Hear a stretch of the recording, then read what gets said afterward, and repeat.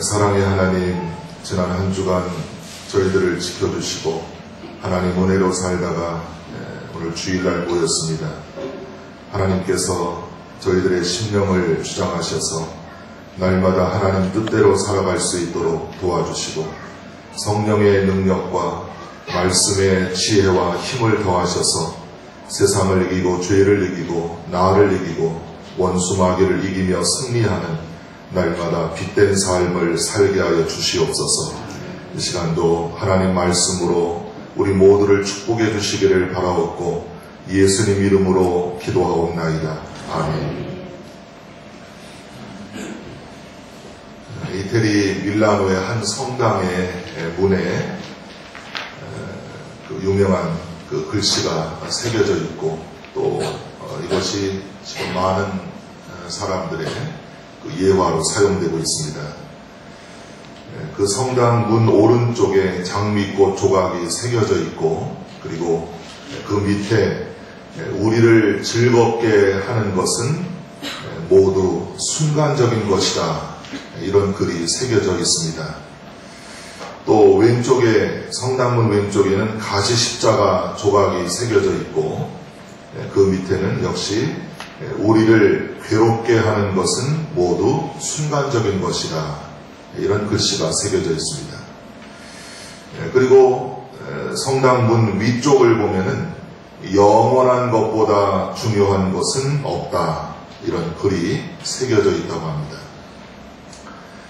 사람이 살아가는 동안 지켜야 할 것들이 꽤 많이 있습니다. 신앙인들은 첫째가 믿음을 지켜야 합니다. 그 다음 건강, 가정, 재산, 명예, 또 순결, 하나님이 주신 모든 것을 우리는 잘 지켜나가야 합니다. 하지만 문제는 이런 것들을 잘 지켜나갈 힘과 지혜가 사람에게는 턱없이 부족하다는 것입니다. 그래서 바울은 사랑하는 빌립보 교회 성도들에게 여러분 마음속에 예수님의 마음을 품고 사시기 바랍니다. 이렇게 권면했습니다.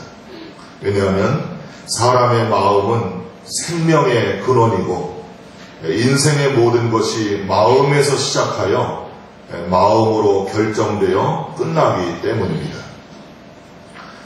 유명한 그 신라의 원효 대사가 그 유심론이라는 오직 마음이라는 그 유심론이라는 책을 썼습니다. 그 책에 나오는 일화입니다.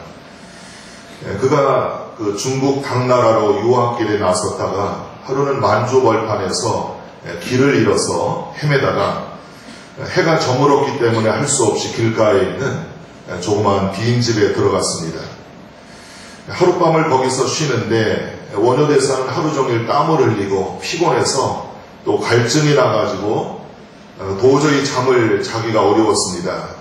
그래서 어두운 그 밤에 손을 더듬어가지고 좀 물이 없나 이렇게 더듬었는데 마침 손에 이 바가지가 잡혔고 그리고 거기에 물기가 만져져서 그걸 마셨습니다. 그리고는 고나게 잠을 자고 아침에 일어났는데 일어나 보니까 뜻밖의 빈집은 무덤이었고 그리고 바가지는 심장 약한 분들은 조심하세요. 사람의 해골이었습니다. 두개골이었고요. 원효대사는 결국 송장에 썩은 물을 밤새 시원하다고 벌컥벌컥 마신 겁니다. 깜짝 놀라서 무덤 밖으로 뛰어나가 어젯밤에 마신 물을 전부 토해버렸습니다. 그리고는 조용히 깊은 생각에 잠겼습니다. 자신이 어젯밤 시원한 물이라고 생각하고 마셨을 때는 아무 문제가 없었는데 지금은 시체의 썩은 물이라고 생각하니까 구역질이 나고 그리고 토해버린 것 결국 나의 마음의 문제가 아닌가 이런 깨달음을 받았습니다. 그리고는 유학을 포기하고 귀국해서 후에 훌륭한 유심론자 마음을 잘 다스리면 된다는 이런 그 주의를 주장합니다. 문학가 세익스피어도 마음이 즐거우면 하루 종일 길을 걸어도 고단하지 않고 바꿔 말하면 마음이 즐거우면은 하루 종일 일해도 고단하지 않고, 또 마음이 괴로우면 조금만 걸어도 피곤하다. 마음이 괴로우면은 잠깐 일해도 실증이 나고 피곤하다 하는 것입니다. 여러분, 선한 사람이 된다, 반대로 악한 사람이 된다, 그리고 신앙인이 된다, 반대로 불신자가 된다. 이 모든 건 사람의 마음에서 결정이 됩니다. 오늘 주일날인데 아침에 교회를 가야지. 갈까 말까? 가야지. 어디에서 결정을 합니까? 내 마음에서 결정을 합니다. 예배를 드릴까 말까? 더 정확하게 말하면은 성령께서 내 마음문 밖에서 두드리십니다. 오늘 주일날이야, 일어나, 교회 가야지, 예배 드려야지. 또 내 인간적인 생각은, 아이고 피곤해, 5분만 더, 10분만 더, 뭐 다음 주부터 잘 나가야지 뭐. 이렇게 내 인간적인 마음은 또 싸웁니다. 성령께서 내 마음을 두드리실 때 아멘하고, 네 알겠습니다 하나님, 일어나겠습니다, 가겠습니다, 예배 드리겠습니다, 마음으로 응답하고 행동으로 결정하고, 이렇게 해서 우리가 하나님 앞에 나오는 것이죠. 마음에서 결정을 한다는 것입니다. 로마서 10장 10절에 사람이 마음으로 믿어 의에 이르고 입으로 시인하여 구원에 이른다 그랬습니다.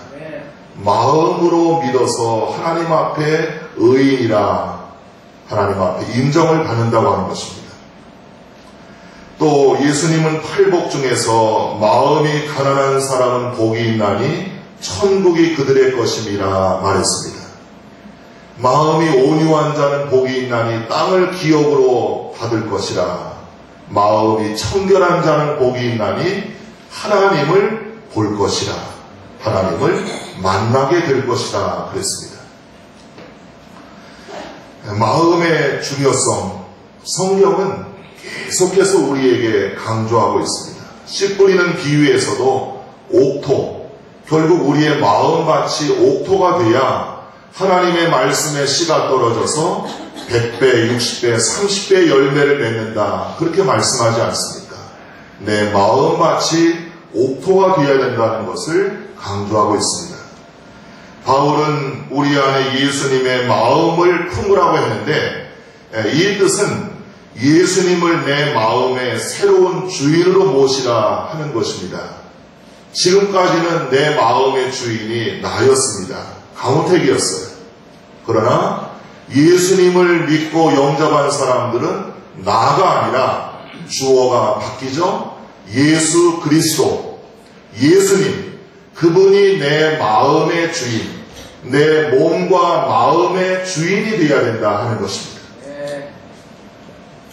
그래서 우리는 주님께 내 몸과 마음을 양도하고 내 몸과 마음을 지켜달라고 고백하며 늘 기도해야 합니다. 왜냐하면 우리 스스로의 힘과 의지로는 마귀가 때때로 달콤하게 유혹한다든지 또는 무섭게 핍박한다든지 이런 것들을 이겨나갈 수가 없기 때문에 그렇습니다. 벌써 나온 지 오래됐죠. 그 김춘근 박사님의 와인이라는 그 책이 있습니다. 왜 저입니까 하나님? 이분은 한국에서 단돈 $200를 가지고 미국을 떠나서 30대 초에 정치학 박사학위를 땄고요. 그리고 그 후에 페퍼다인 대학이라는 곳에서 교수로 재직했습니다. 4년 만에 최우수 교수상을 받았습니다. 그런데 37살에 간경화, 간염 증세가 발견되고 시한부 인생이라는 선고를 받게 됩니다. 이분은 주저앉아 울부짖었습니다. 왜 하나님 저입니까? 이게 책 제목이에요. 왜 저입니까? 하나님 하필이면.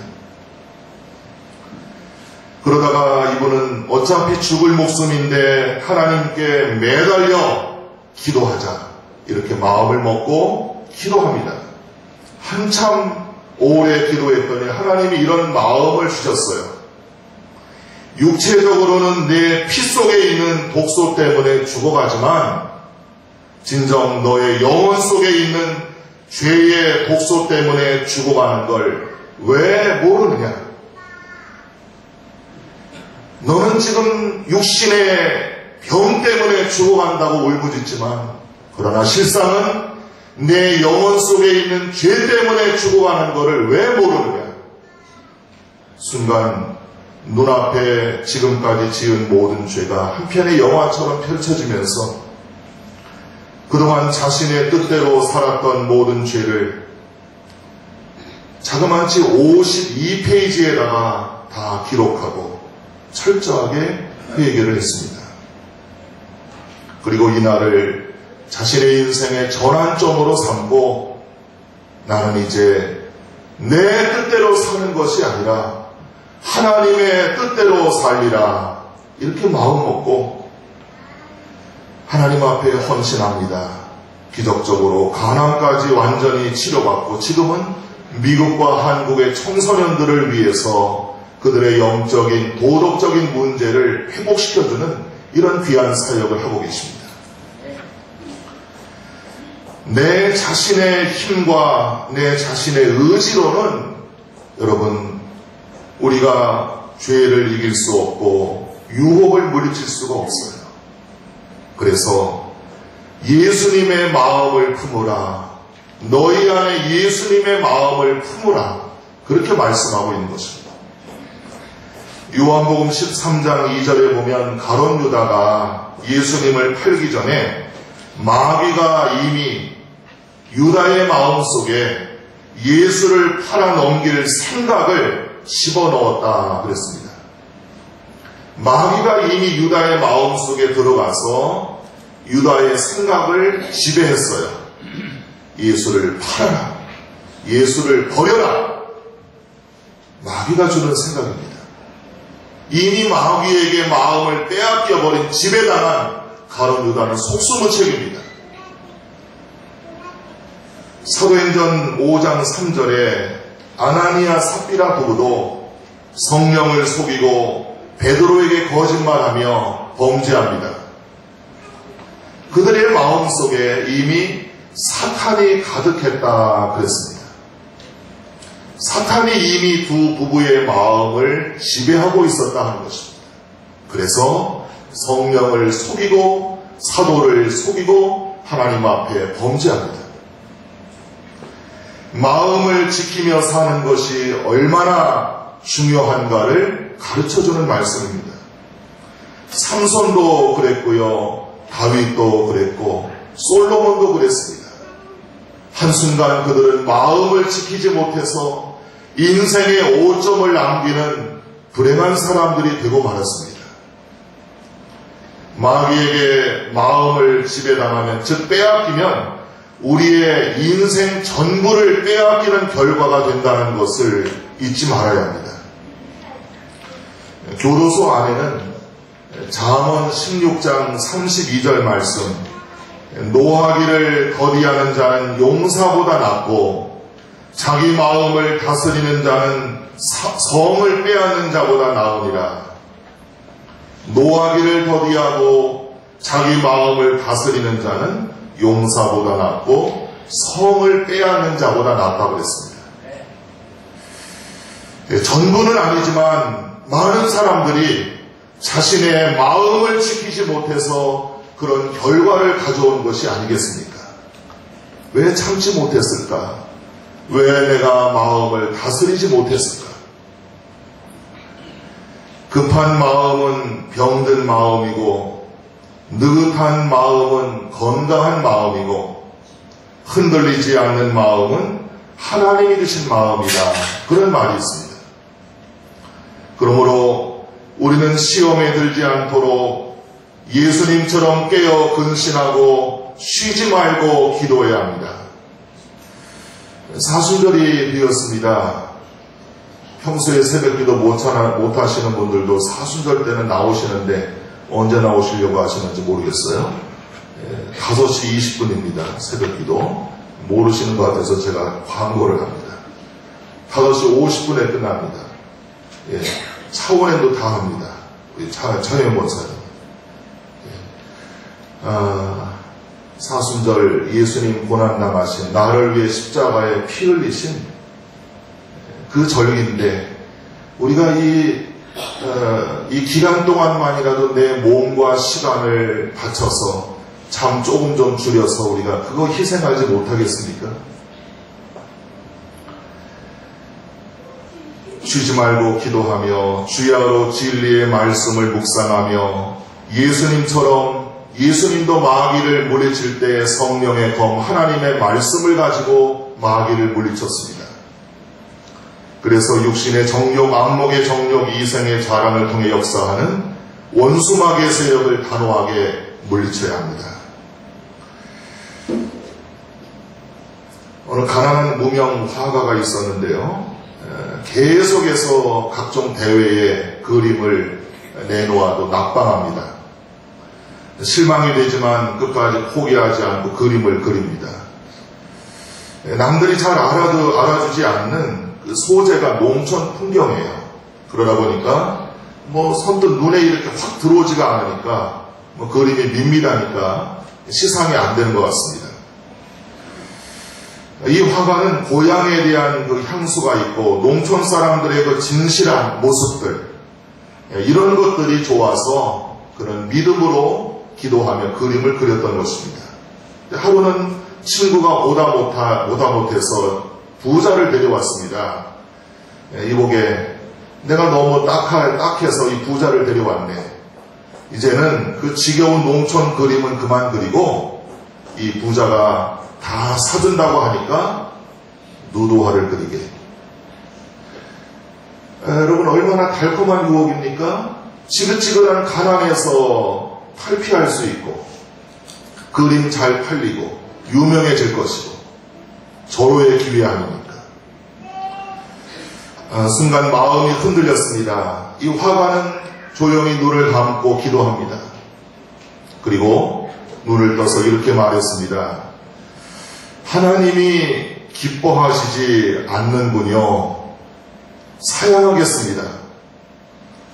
예술에서 진짜 소중한 것은 순수한 사랑인데 내가 시골 풍경과 농부를 즐겨 그리는 이유는 그들의 진실한 생활을 사랑하기 때문입니다. 얼마나 여러분 갈등이 심했겠습니까? 그러나 기도하니까 하나님께서 그의 마음을 안정시켜 주시고 고요하게 하시고 마음을 지켜주신 거예요. 안 된다. 내가 너에게 준 재능을 그렇게 써서는 안 된다. 이 무명 화가는 가난하지만 계속해서 기도하며 그림을 그렸습니다. 깊은 신앙에서 우러나오는 그림을 그려서 마지막 그는 불후의 명작 만종과 이삭 죽기를 그렸습니다. 누굽니까? 밀레입니다. 어떤 유혹과 시련이 와도 흔들리지 않고 믿음을 지키고 마음을 지키는 것, 이것이 결국 하나님으로부터 우리가 인정받고 사랑받고 칭찬받는 삶이 아니겠습니까? 사람에게 가장 귀한 것은 마음입니다. 마음을 지키는 가장 완전한 길은 언제나 예수님의 마음을 품고 사는 것입니다. 예수님처럼 십자가에 죽기까지 하나님 말씀에 순종하며 사는 것입니다. 여러분, 예수님도 갈등이 심했습니다. 겟세마네 동산에서 기도할 때 하나님, 이 십자가를 고난의 쓴 잔을 제가 마시지 않으면 좋겠습니다. 갈등이 생긴 거예요. 그러나 하나님, 나의 원대로 하지 마시고 하나님 뜻대로 해주십시오. 결국 예수님은 하나님의 말씀에 순종하고 복종해서 그는 승리하게 됩니다. 3일 동안 고통이 있었지만 부활하여 승천하고 하나님 우편에 계신 것입니다. 날마다 나의 옛사람을 십자가에 못 박아버리고 나 자신을 부인하고 내게 주신 사명의 십자가를 지고 오직 믿음의 주요 온전하게 하시는 예수 그리스도를 바라보고 우리의 마음을 지켜서 생명의 면류관을 받았어야 할 것입니다. 일생을 아프리카 대륙을 위해서 헌신했던 그 영국의 선교사 리빙스턴의 이야기입니다. 아프리카 밀림 지대에서 자신의 선교 사명을 잘 감당하고 한 번은 리빙스턴이 밀림에서 그 전도하다가 사자를 만나서 팔을 다 뜯겼다는 그런 그 이야기도 있어요. 팔이 그냥 다 뜯겨가지고 죽을 고비를 넘긴 거죠. 리빙스턴은 이제 나이가 많아서 조용히 기도하다가 밀림에서 세상을 떠났다는 이 슬픈 소식이 전 세계에 전해졌습니다.